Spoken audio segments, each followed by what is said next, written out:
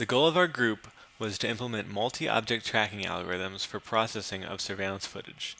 The multi-object tracking algorithms must process the frames in real time to make tracks around targets with visible trailing paths if desired.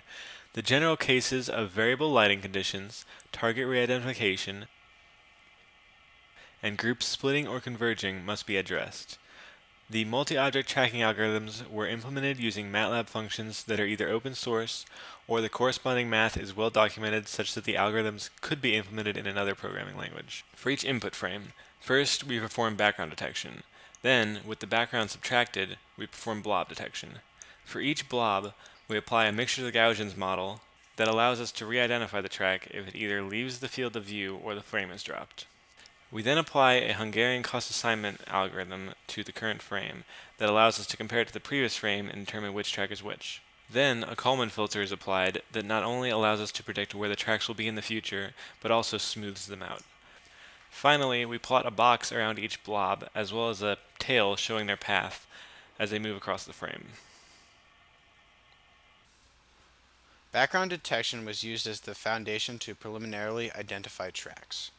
This was accomplished by using a learning period of 20 frames where every frame is sampled. After the learning frame, every 10 frames are sampled and inputted into a 20-point moving averager. This allows the background detection to adapt to changing lighting conditions in the scene. For the primary data set we considered, we had changing lighting conditions in the bottom left portion of the screen. This required us to use a dynamic background subtraction algorithm to successfully track objects that walk through this portion of the field of vision. The next step in the processing chain was blob detection. This was primarily used in the learning frames. For each of the learning frames, we defined a mask as the background minus the current frame.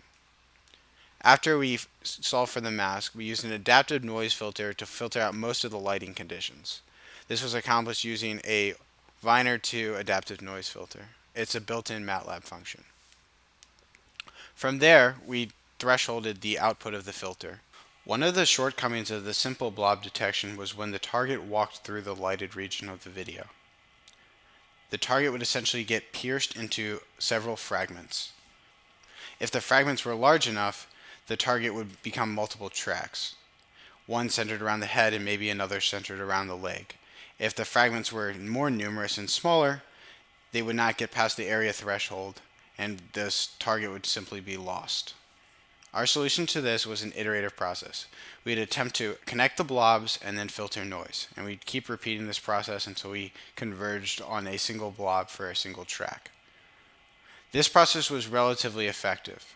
One of the limitations, however, is that it makes it more challenging when people are walking in groups to differentiate blobs.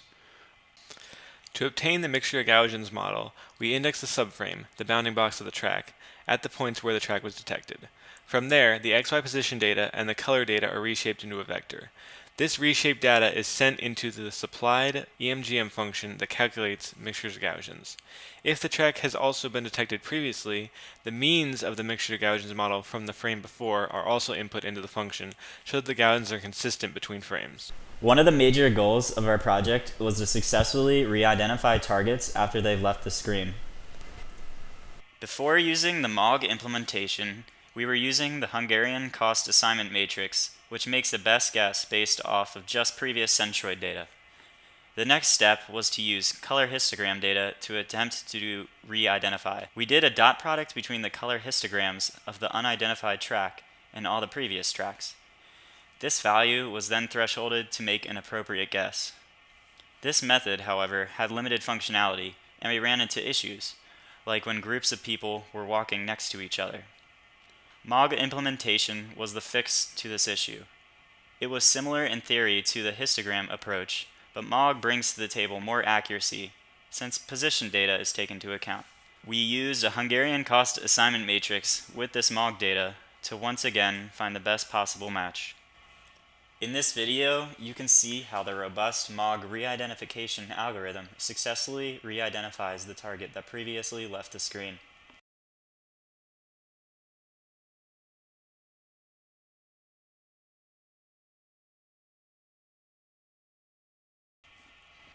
Here you can see how the MOG algorithm is strong enough that it doesn't falsely re-identify a target, even though they entered and exited in similar locations of the screen.